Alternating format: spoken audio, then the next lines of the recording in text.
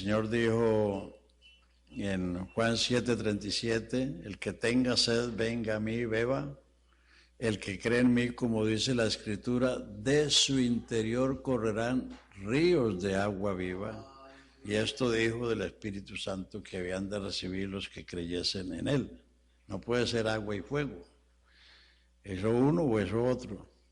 El fuego son las aflicciones, las tribulaciones, que son las que queman la paja, el heno, la hojarasca que hay en nosotros, para que seamos, para que podamos resistir hasta el día de Cristo. Fíjese que ahí donde leímos dice, la obra cualquiera que sea, el fuego la probará y el día la declarará. Primera de Pedro 1, 6 y 7, ahí el apóstol te dice, ¿para qué es el fuego? Primera de Pedro 1, 6, 7, dice, y vosotros os alegráis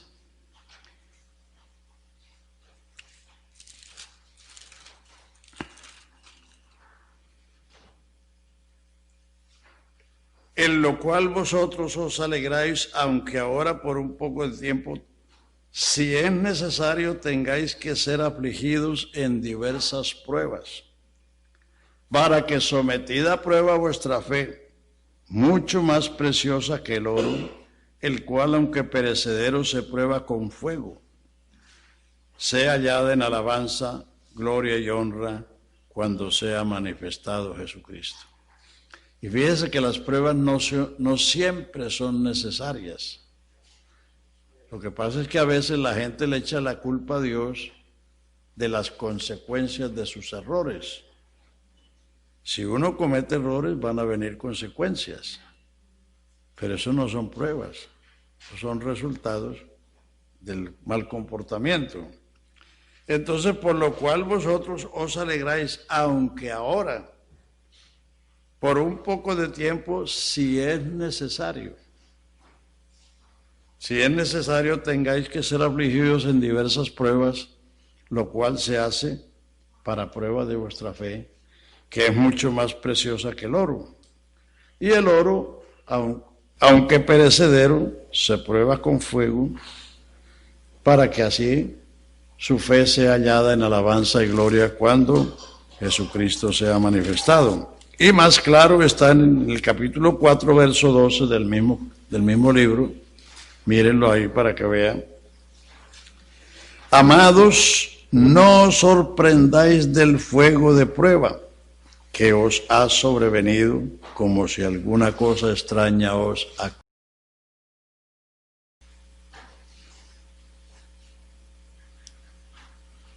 Sino gozaos cuando sois participantes de los padecimientos de Cristo, para que también en la revelación de su gloria os gocéis con gran alegría.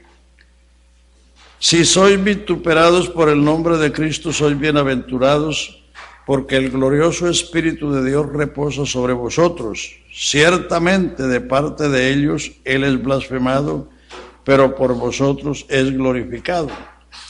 Así que ninguno de vosotros padezca como homicida o ladrón o malhechor o por entremeter lo ajeno, pero si alguno padece como cristiano, no se avergüence, sino glorifique a Dios por ello, porque es tiempo que el juicio comience en la casa de Dios, y si primero comienza por nosotros, ¿cuál será el fin de aquellos que no obedecen el Evangelio de Dios? Y si el justo con dificultad se salva, ¿a dónde aparecerá el impío y el pecador? De modo que los que padecen según la voluntad de Dios, encomienden sus almas al fiel Creador y hagan el bien. El fuego es lo que prueba lo que somos y lo que hacemos. Y el Antiguo Testamento está lleno de eso, donde Dios le ha dicho a Israel que los va a probar como a la plata y como al fuego, que los va a purificar. La manera que Él los purificó fue a punta de aflicciones, porque ellos se apartaron. Entonces, El tribunal de Cristo es para eso. También en 2 de Corintios, capítulo 5, habla del tribunal de Cristo. Ya lo vimos en 1 de Corintios 3, 9 al 15. Ahora en 2 de Corintios, capítulo 5, entonces habla también de este tribunal.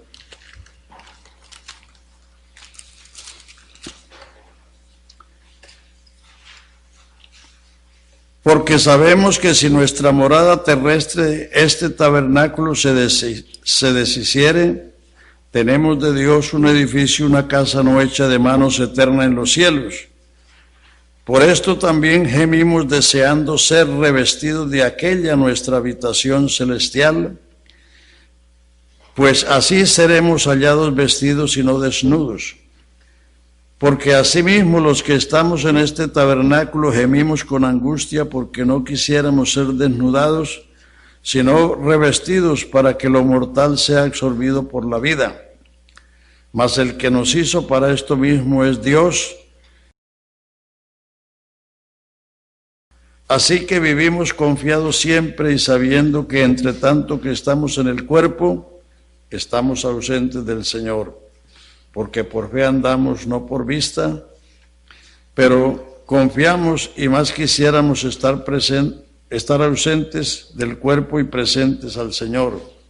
Por tanto, procuramos también, o ausentes o presentes, serle agradables, porque es necesario que todos comparezcamos ante el tribunal de Cristo, para que cada uno reciba según lo que haya hecho mientras estaba en el cuerpo, sea bueno o sea malo. Entonces, la pérdida que se sufre allí es la pérdida de la recompensa. Si la obra que alguno edificó permaneciere, recibirá recompensa. Si se quemare, sufrirá pérdida de la recompensa, pero él se salvará, así como por fuego, sencillamente porque está en el fundamento. Exacto.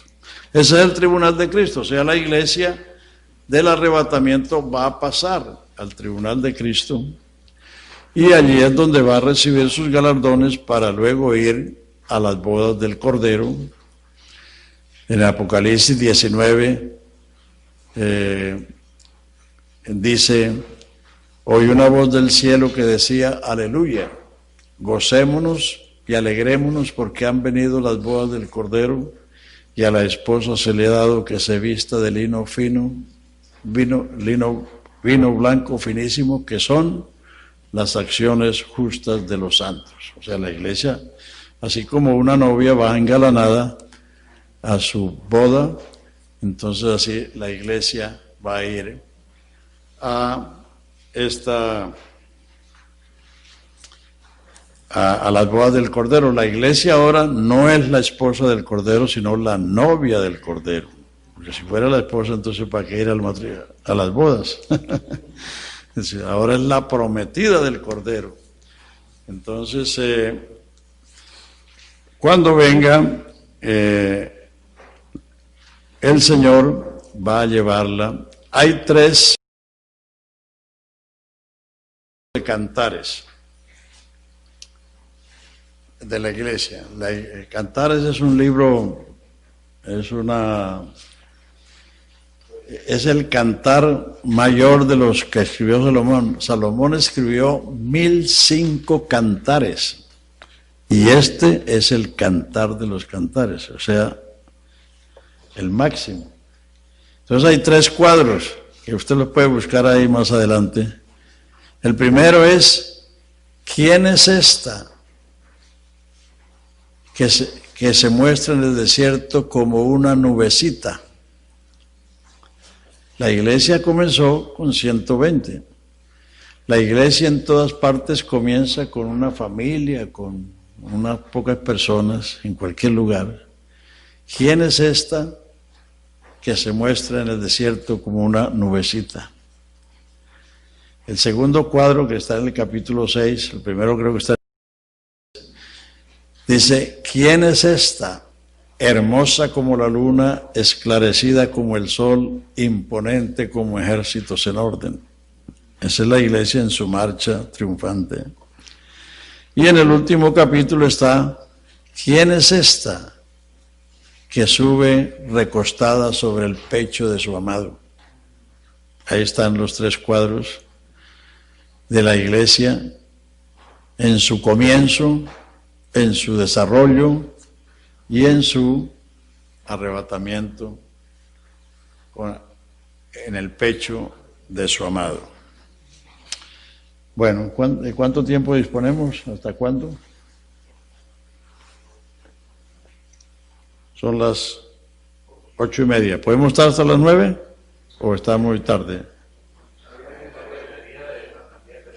Bueno, entonces vamos a ver, tenemos estos tres eventos que tienen que ver con la iglesia. Esto no tiene nada que ver con Israel, esto es con la iglesia. O sea, el arrebatamiento, el tribunal de Cristo y las bodas del Cordero.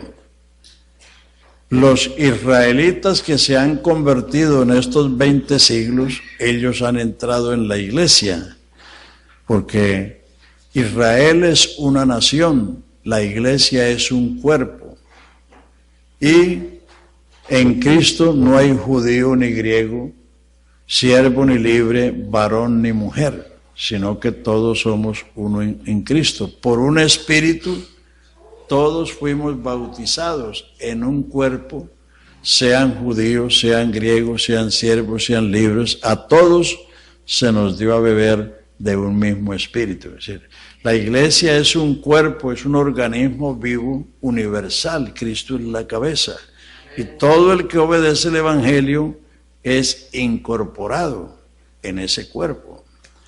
El primer ejemplo está en los Hechos 2:41. La iglesia nació con 120, entre los que estaban los 12 apóstoles, María la Madre del Señor y otros.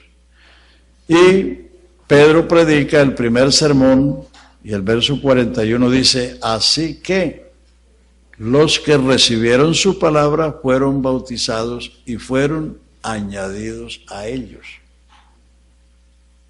añadidos a la iglesia. Y el verso 47 dice, y el Señor añadía cada día a la iglesia los que habían de ser salvos. Todo el que obedece el evangelio, no el que pasa adelante. Pasar adelante es un paso, pero eso no es todo. Ese es el mal de muchos predicadores del mundo religioso que hacen de una parte el todo. La salvación no es una cosa instantánea, es un proceso. Entonces, cuando una persona recibe la palabra, ha sido engendrado por la palabra. Pero es cuando obedece la palabra, siendo bautizado, que es incorporado en la iglesia. Que es incorporado en la iglesia. Y la iglesia es un organismo universal, un cuerpo, de la cual Cristo es la cabeza. Israel es una nación con promesas terrenales. Por eso, una cosa es Israel y otra cosa es la iglesia. La iglesia tiene promesas espirituales, promesas celestiales, porque la iglesia es el resultado de un nuevo nacimiento, de una nueva creación, de un nuevo orden. Israel es el linaje de Abraham, la iglesia es el linaje de Jesucristo. Entonces hay que hacer esas diferencias. Porque por muchos años, por siglos, antes de que Israel renaciera en 1948, las iglesias predicaban que la iglesia había sustituido a Israel y que la iglesia era el Israel espiritual. Porque como Israel no aparecía en los mapas, entonces la gente pensó que Israel había desaparecido para siempre. Pero entonces cuando surgió el renacimiento de Israel en 1948, entonces la gente comenzó a leer la palabra de Dios y a darse cuenta de que una cosa es Israel y otra cosa es la iglesia. Entonces,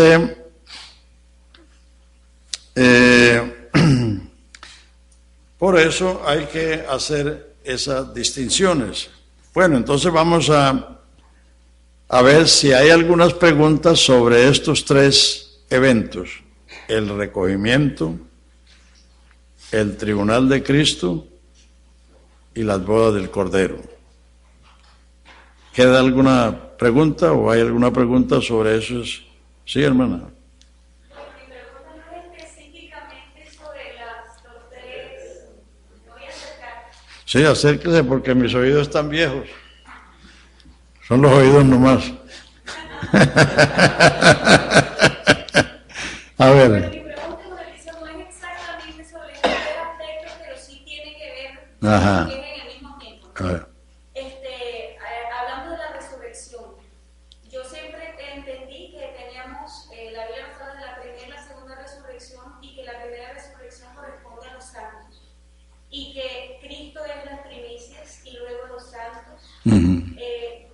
Yo tenía entendido esas dos partes de la resurrección, que en Apocalipsis 20 dice: bienaventurados los que hacen parte de la primera resurrección, la segunda muerte. Pero leyendo el libro de los Efesios, el libro que usted acaba de escribir, aparece una tercera etapa de la primera resurrección. Y yo leía que en Apocalipsis 20, 4 y 5, usted sabe bien lo que dice el 4. Sí. Y el 5 dice: pero no. Vi los que fueron. Está en la primera resurrección. Exacto. Es que hay dos clases de resurrección, una resurrección y otra resurrección, sino clase. Como hay hoteles de 5 estrellas y otros de 2 o de 3. Entonces, comenzando por el Salmo 17, el último versículo, dice David: Señor, líbrame de los hombres cuya parte es esta vida, que yo seré satisfecho cuando despierte a tu semejanza. Daniel 12:2 dice: los que duermen en el polvo de la tierra serán despertados, unos para vida eterna y otros para vergüenza y confusión perpetua. Juan 5:29, el Señor Jesús dijo: no os maravilléis de esto, porque vendrá hora, no ha venido, vendrá hora cuando todos los que están en los sepulcros oirán su voz. Los que hicieron bien saldrán a resurrección de vida, y los que hicieron mal a resurrección de condenación. Romanos 2 dice: los que perseveran en bien hacer buscan gloria, honra, inmortalidad, la vida eterna. Pero tribulación y angustia al que hace lo malo, al judío primeramente, pero gloria y honra y paz al que hace lo bueno. Entonces hay dos clases de resurrección. Entonces la primera resurrección tiene 3 etapas. Cristo es el primero. 1 Corintios 15:20. Mas ahora Cristo ha resucitado, primicia de los que durmieron fue hecho. Porque así como la muerte entró por un hombre la resurrección de los muertos. Así como en Adán todos mueren, en Cristo todos serán vivificados, pero cada uno en su debido orden. Cristo el primero, luego los que son de Cristo en su venida y luego el fin. Entonces está hablando de las 2 primeras etapas, Cristo y los cristianos. El fin es la segunda resurrección. Pero en Apocalipsis 20 está hablando de los mártires de la gran tribulación. Vi tronos y los que recibieron facultad para juzgar se sentaron. Estos son estos son participantes de la primera resurrección, pero esa es la última parte de la primera resurrección, o la tercera etapa de la primera resurrección, y en ella solo participan los mártires de la gran tribulación, que son israelitas, no son gentiles, porque los que van a sufrir en la gran tribulación son los judíos. 24. Vi tronos y se sentaron sobre ellos los que recibieron facultad de juzgar, y vi las almas de los decapitados por causa del testimonio de Jesús y por la palabra de Dios, que no habían adorado a la bestia ni a su imagen, y que no recibieron la marca en sus frentes ni en sus manos, y vinieron y reinaron con Cristo 1000 años. Pero los otros muertos no volvieron a vivir hasta que se cumplieron 1000 años. Esta es la primera resurrección. Bienaventurado y santo el que tiene parte en la primera resurrección. La segunda muerte no tendrá potestad sobre estos, sino que serán sacerdotes de Dios y de Cristo y reinarán con él 1000 años. Entonces, es que la primera resurrección tiene 3 etapas. Las primicias, que es Cristo, la cosecha y luego la raspa. Hablando cafeteramente. Hermano, mi esposa en la tarde me preguntaba por qué dice que reinaron con él 1000 años, si una cosa es la iglesia y otra cosa son los judíos. Entonces ahí queda como si ellos se levantaran y fuesen a reinar con la iglesia. Sí, no, reinaron con Cristo 1000 años, pero no como la iglesia. O sea, no reinaron, pero no juzgaron. Ah, ¿no? Porque Sí. entendió que Israel era parte del reino. Claro, es que los principales que van a entrar al milenio es Israel. Y los que sobrevivan de la gran tribulación que hayan tratado bien a Israel en ese tiempo, porque el juicio de las naciones, lo que pasa es que nos vamos a anticipar a lo otro, pero vamos a decirlo, en Joel 3 y en Mateo 25:31 está el juicio que Jesucristo va a hacer sobre las naciones. Cuando venga el Hijo del Hombre y se siente en el trono de su gloria, reunirá las gentes o las naciones y las apartará como el pastor aparta las ovejas de los cabritos. Pondrá las ovejas a la derecha y les dirá: venid, benditos de mi Padre, heredad del reino preparado desde la fundación del mundo, porque tuve hambre y me diste de comer, tuve sed y me diste de beber, fui enfermo y me visitaste, estuve en la cárcel y fuiste a verme. Y ellos le dirán: ¿y cuándo te vimos sediento o hambriento o enfermo o en la cárcel? Por cuanto lo hiciste a uno de estos mis hermanos más pequeños, a mí lo hiciste. Ese es el juicio que Jesucristo va a hacer a las naciones por el trato que le han dado a Israel en ese tiempo. Y ellos van a entrar en el milenio. Y los otros, apartados de mí. Entonces es el juicio de las naciones. Es que el día del Señor, que nos vamos a anticipar a eso, pero el día del Señor son varios acontecimientos. Como la primera venida de Cristo fueron 33 años. Muchos acontecimientos se sucedieron en esos 33 años, pero eso fue la primera venida de Cristo. Entonces, en la segunda venida de Cristo, Él va a juzgar al mundo con justicia. Hechos 17:30, Dios manda a todos los hombres en todo lugar que se arrepientan, por cuanto ha establecido un día en que ha de juzgar al mundo con justicia por aquel varón a quien dio fe a todos con haberlo levantado de los muertos. Él viene a juzgar el mundo y Él viene a hacer un juicio de las naciones que han tratado mal a Israel y a los que lo han tratado bien. Entonces el juicio de las naciones, que está en Joel 3 y está en Mateo 25:31 hasta el final. Entonces, los mártires de la gran tribulación, dice, vi tronos y los que recibieron facultad para juzgar. O sea, que ellos van a participar del milenio porque van a participar de la primera resurrección. Entonces, esa es la tercera parte de la primera resurrección. La segunda resurrección, un solo hecho. Pasados 1000 años, o pasado el milenio, es cuando viene entonces que el diablo va a levantar una subversión contra los santos y contra Cristo que están gobernando el mundo desde Jerusalén. Y entonces fuego del cielo caerá y los matará. Y entonces viene el juicio final, que es Entonces los otros muertos no tornan a vivir hasta ese entonces. O sea, la primera resurrección es para los de Cristo, solamente. No solamente es número uno, sino es clase. Si los santos resucitaremos con un cuerpo de gloria, de inmortalidad, de vida eterna. Los impíos resucitarán con un cuerpo de vergüenza y confusión. Porque la gloria no es un lugar, la gloria es un estado. Los que perseveran en bien hacer buscan gloria, honra, inmortalidad, la vida eterna. Entonces, porque se está en ese estado, se va a ir a un lugar acorde a ese estado. Pero la gloria es eso, un estado. Bueno, ¿está claro? Bueno, ¿hay alguna pregunta más? De pronto una pregunta un poco curiosa, hermano. Sí.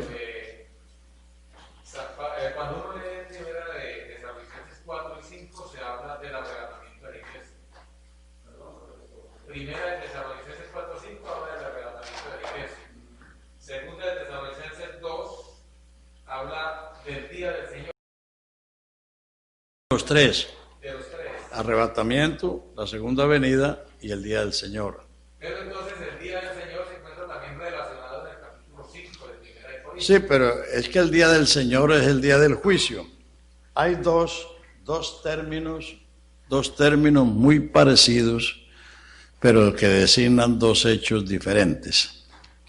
El día de Cristo es el día de la recompensa. Léalo en 1 Corintios 1:8, Filipenses 1:6 y 2:16. Segunda de 1 Corintios 1:8.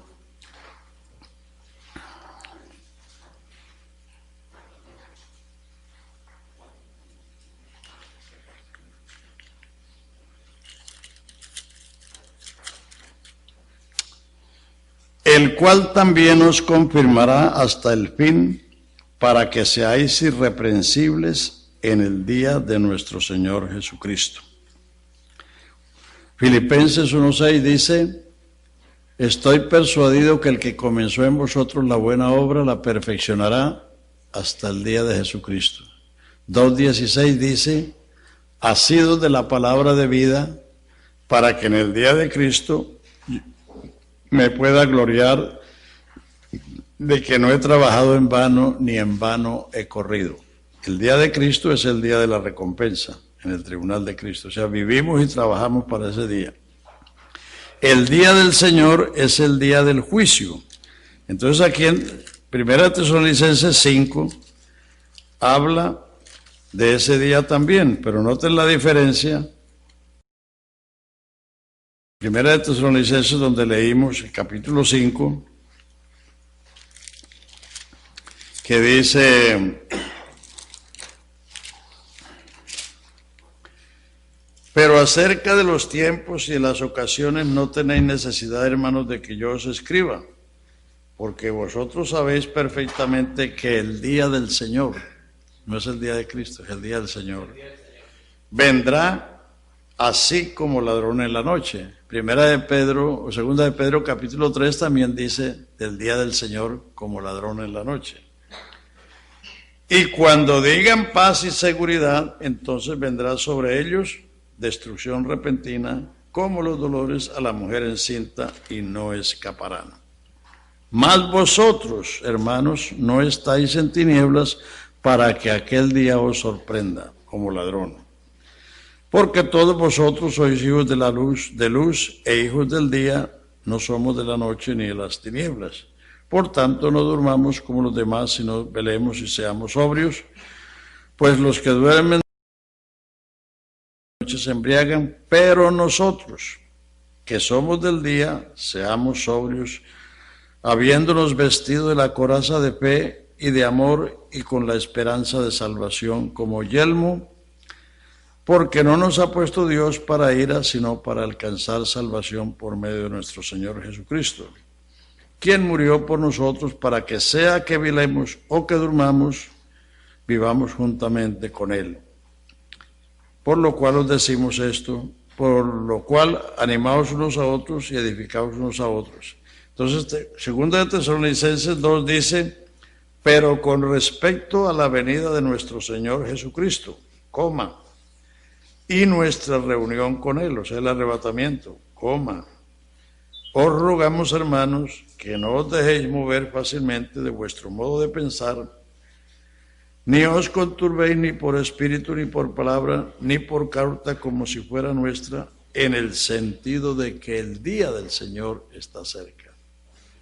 Porque no vendrá el día del Señor sin que primero venga la apostasía y se manifieste el hombre de pecado, el hijo de perdición, el cual se opone. ¿Cómo? En otras palabras, no está cerca en el arrebatamiento. Exacto, sí. O sea, lo que la iglesia es el recogimiento. No estamos esperando al anticristo, ni el fin del mundo, ni la gran tribulación. Lo que pasa es que cuando algunos leen esto, entonces piensan que no vendrá, se refiere al Señor, pero no se está refiriendo al Señor, sino al día del Señor. O en Apocalipsis también, ese 24 también lo usan los que creen que la iglesia va a pasar por la gran tribulación porque no saben que esa es la tercera parte de la primera resurrección. O sea que la primera resurrección tiene primicias, cosecha y raspa. Hermano, lo curioso de la pregunta, yo decía que curiosa, es en dónde se documentó San Pablo para escribir de manera tan cronológica. No existía el Apocalipsis y parece que estuviera explicando el Apocalipsis. Revelación. Sí, sí. Toda la escritura es divinamente inspirada. Y dice Pablo, toda la escritura es divinamente inspirada.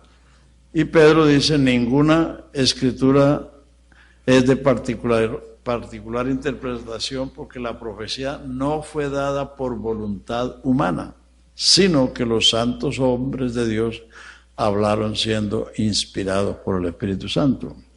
O sea que sí, el Apocalipsis se escribió posteriormente, porque Pablo murió en el 68 y el Apocalipsis fue escrito por el año 95, 96. Entonces, pero era el mismo Espíritu que le estaba dictando a Pablo el que le dictó a Juan. Bueno, ¿está claro lo demás? Si tiene alguna duda o alguna inquietud, pues pregunte sobre estos temas, ¿no? Ya más adelante hablaremos de otros. Solamente en el punto que tocó de la salvación. Ajá. La salvación no es algo instantáneo, es un proceso. Exacto. Entonces se me viene la pregunta, a veces le preguntan a uno, cuando una persona viene, ¿cuándo es que una persona viene a ser miembro de la iglesia? Ya. Cuando acepta al Señor, cuando cree, cuando se bautiza en el nombre de Jesús o cuando recibe el Espíritu Santo. Muy buena la pregunta, es importante. Cuando una persona recibe la palabra de Dios, porque la Biblia habla no de aceptar, sino de recibir. Porque aceptar es dar un asentimiento mental, pero recibir es un acto, una actitud. Entonces, así que los que recibieron su palabra, a todos los que le recibieron, Zaqueo descendió a prisa y lo recibió gozoso. Es decir, aceptar es una cosa y recibir es otra cosa. Entonces Jesucristo vino al mundo para que lo recibamos. Cuando uno recibe su palabra, lo ha recibido a Él. Pero cuando recibe su palabra, uno ha sido engendrado. Y usted nunca ha visto que una mujer conciba una noche y al otro día nazca el niño. No. Santiago no lo dice. Santiago 1, 16, 17 y 18 dice: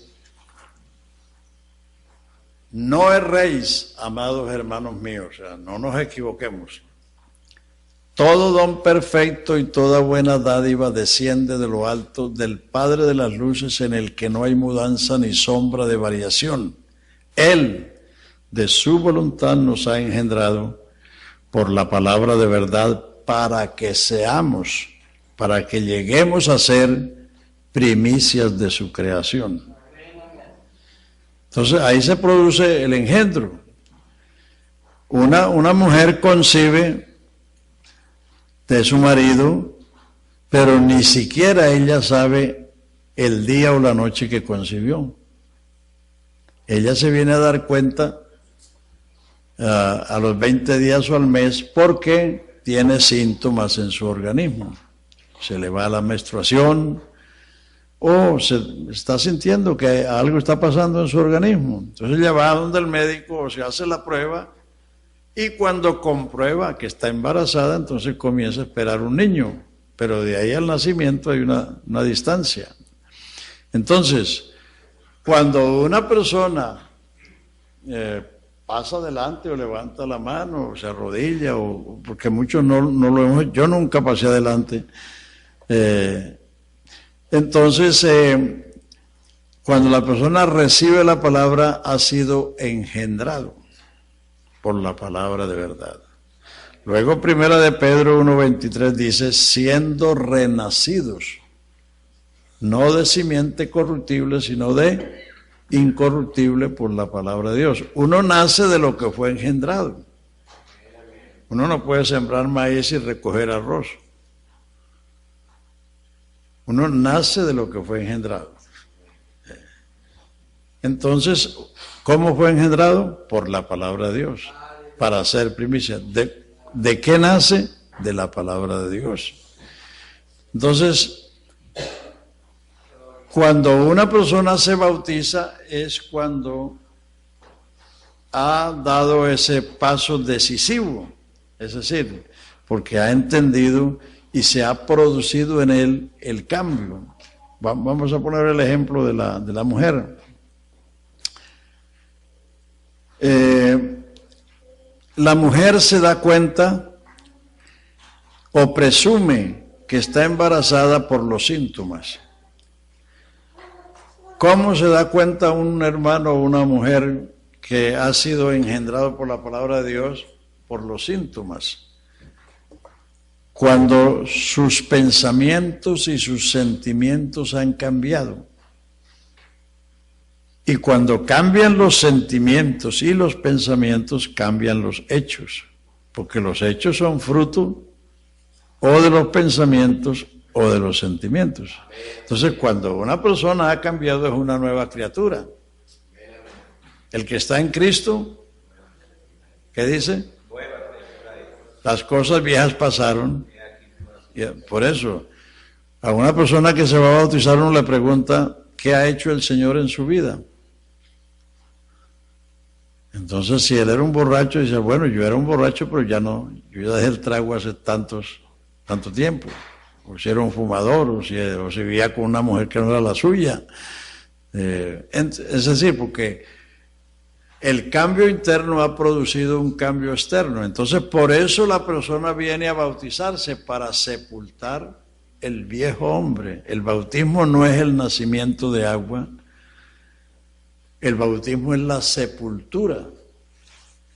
Romanos 6:3 lo dice, ¿no sabéis que todos los que hemos sido bautizados en Cristo, hemos sido bautizados en su muerte? Porque somos sepultados a muerte por el bautismo, para que así como Cristo resucitó de los muertos por la gloria del Padre, así también andemos en vida nueva. Porque si fuimos plantados en la semejanza de su muerte, también lo seremos en la de su resurrección. Entonces, una persona se va a bautizar para sepultar el viejo hombre, para darle paso a la nueva criatura que ha nacido. O sea que el bautismo en agua no es el nacimiento de agua, el agua es la palabra. Vosotros sois limpios por la palabra que os he hablado, le dijo Jesús a los discípulos. Santifícalos en tu verdad, tu palabra es verdad. Cristo amó la iglesia y se entregó a sí mismo por ella para santificarla y purificarla en el lavacro del agua por la palabra. Primera de Pedro 1:22, habiendo purificado vuestras almas en la obediencia a la verdad.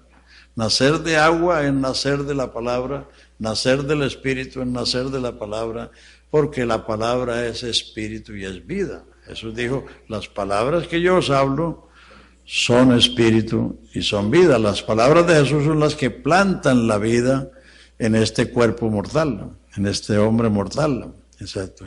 Entonces, nacer de agua y nacer del Espíritu es un solo nacimiento. Lo que pasa es que las tradiciones han enseñado que nacer de agua era una cosa y nacer del Espíritu era otra cosa y nacer de mamá otra cosa. Entonces serían 3 nacimientos. Pero Jesús dijo, si no naces otra vez, si no naces de nuevo. Y el apóstol Pedro dice, siendo renacidos. Renacido es nacer segunda vez, no tercera vez. Entonces,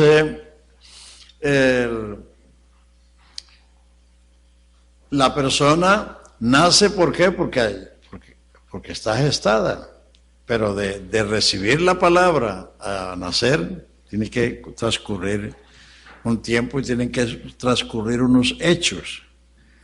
Y el Señor le estaba hablando a Nicodemo de eso, porque le dijo, si te he dicho cosas terrenas y no las creéis, ¿cómo creerías si os dijere las celestiales? Entonces, lo que pasa es, como dije al principio, el Señor solo le dijo a Nicodemo 2 cosas.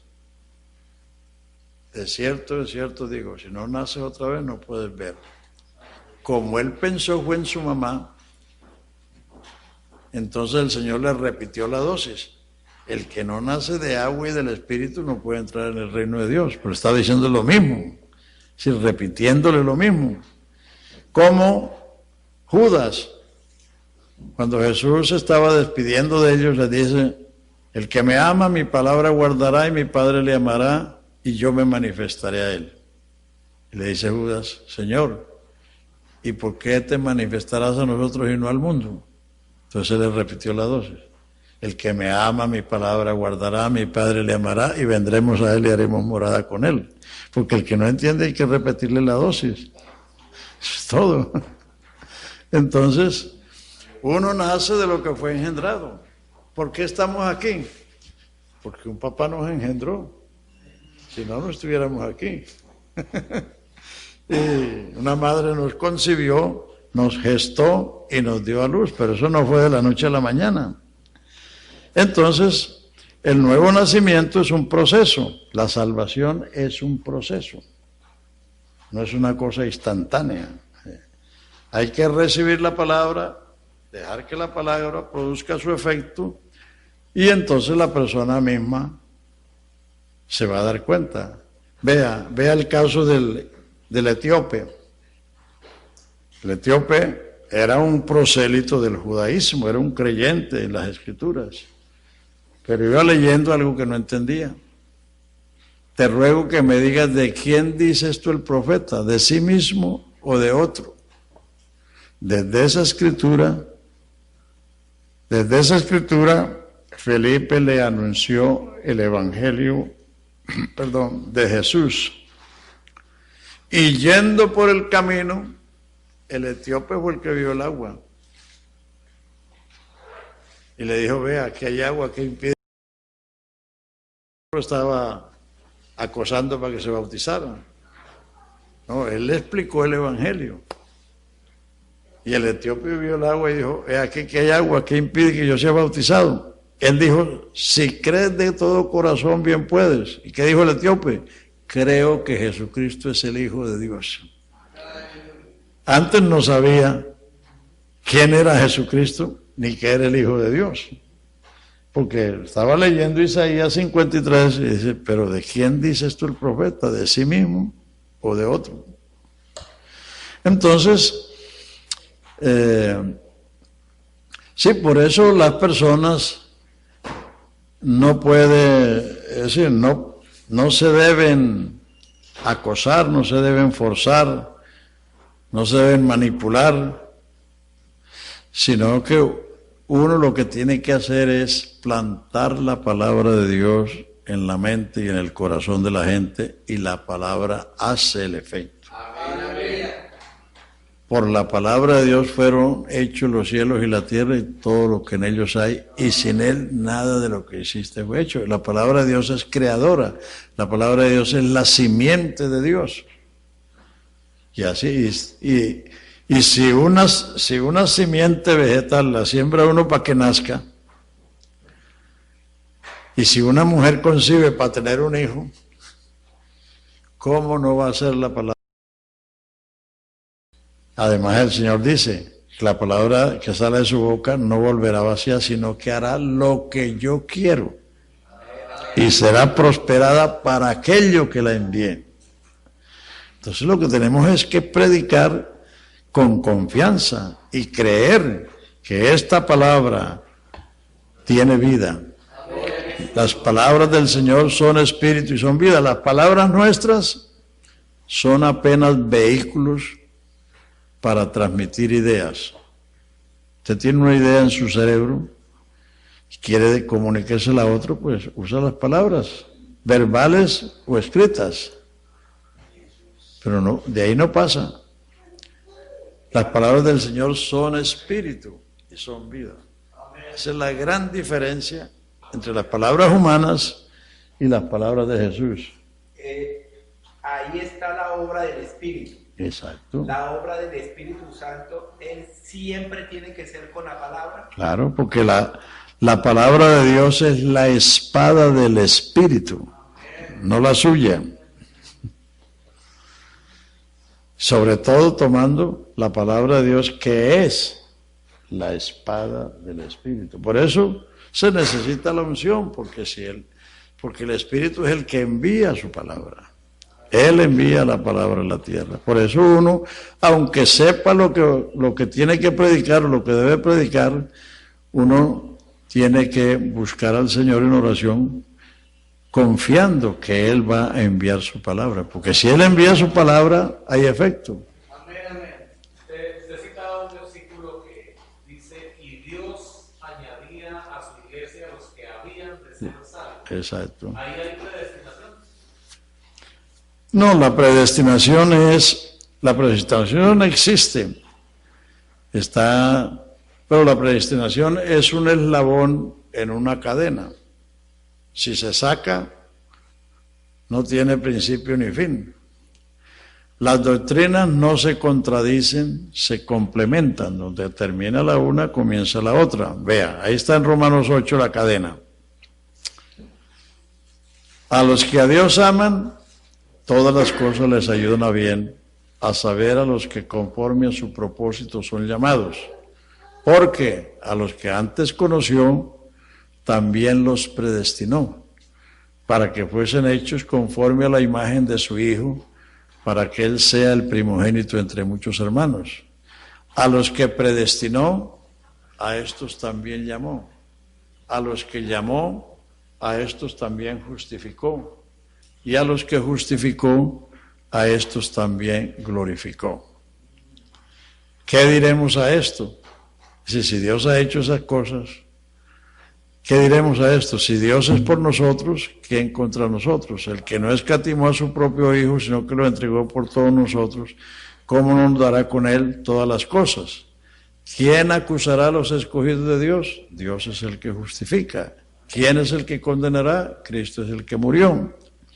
Es que la predestinación se basa en la presciencia de Dios. Primera de Pedro 1. Pedro, apóstol de Jesucristo, a los expatriados de la dispersión en el Ponto, Galacia, Capadocia, Asia y Bitinia, elegidos según la presciencia, o sea, el conocimiento anticipado. Según la presciencia de Dios Padre en santificación del Espíritu para obedecer y ser rociados con la sangre de Jesucristo. Es decir, Dios conoce el fin desde el principio y Él sabía la actitud suya y la actitud mía cuando llegara el mensaje. Porque Él conoce el fin desde el principio. No es que Dios escogió a uno para mandarlo para el infierno y a otro para el cielo, no. Es que Dios sabía, y Dios sabe todas las cosas. Lo único que Que Dios no sabe o no conoce es a otro Dios, pero el resto Él todo lo sabe. Basados en ese principio, hay cosas que de pronto dejan vacíos. Por ejemplo, el caso de Nínive. Nínive debe ser destruido. Pero entonces la actitud de Nínive cambió los planes de Dios. Cambió. Sí. Es decir, es que si Dios no supiera todo, no sería Dios. Entonces, por eso, en la Biblia hay dos términos que parecen contradictorios, pero no son contradictorios. ¿Sí? Que Dios no se arrepiente y que Dios sí se arrepiente. Dios se arrepiente del juicio porque es misericordioso. Por eso se arrepintió de castigar a Nínive. Lo que Dios no se arrepiente es de sus promesas. Lo dice Números 23, está hablando de las promesas. Y lo que dice en Romanos, lo cita Pablo en Romanos 11, sin arrepentimiento son las mercedes de Dios. Y lo que Dios promete, Él lo cumple. Dice, Él dijo y lo hará. Lo prometió y lo cumplirá. Dios no se arrepiente de sus promesas. Pero Dios sí se arrepiente del castigo porque Él es misericordioso. Y cuando el hombre cambia la actitud, entonces Él en su misericordia le pasa por alto el castigo o se lo posterga. Otro versículo que usted mencionó,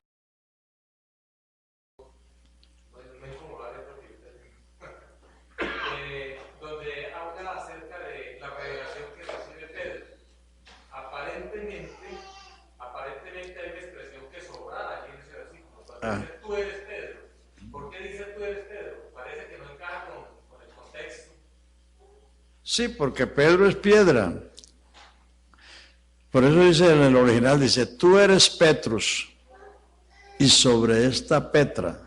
Así que Pedro era una piedra, y Petra es la roca.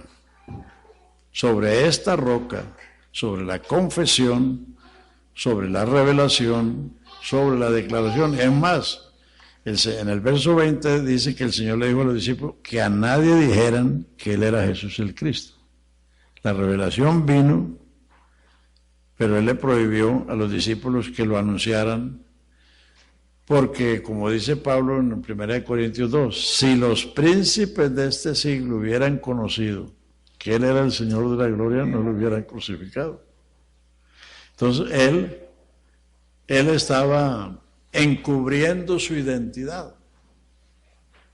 Como dice Isaías 45:15, tú eres Dios de Israel que te encubres, Dios de Israel que salvas. Entonces Él estaba encubriendo su identidad porque si los príncipes hubieran sabido que Él era el Mesías, no lo hubieran crucificado. Y eso era necesario para nuestra salvación. Bueno, yo creo que ya sí llegamos a las 9. Uy, nos pasamos. Bueno, entonces mañana hablaremos de la segunda venida de Cristo. Si quieren, léanse Mateo 24, Mateo 25, Marcos 13, Lucas 21. Ahí está el sermón profético de la segunda venida de Cristo. Entonces vamos a hablar mañana de eso. Amén. Dios les bendiga. Lucas, ¿qué? 25. Mateo 24 y 25. Lucas 21 y Marcos 13. Ese es el mismo sermón. Lo que pasa es que los 3 evangelistas lo registraron.